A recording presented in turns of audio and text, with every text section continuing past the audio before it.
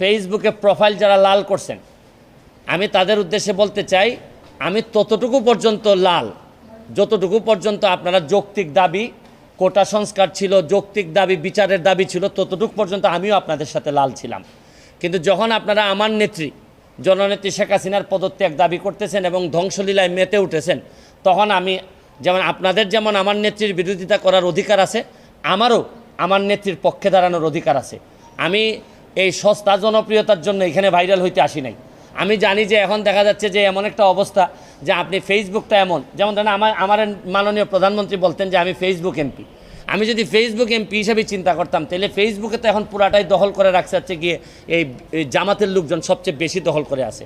তা আমি এখন সরকারের বিরুদ্ধে একটা কথা বললে আমার তো বলার ক্ষমতা আছে, আমি তো স্বতন্ত্র এমপি, আমি যা ইচ্ছা সরকারের বিরুদ্ধে বলতে পারবো। তা আমি তো একেবারে এখন তো আমি মানবতাবাদী, শুধু মানবতাবাদী না।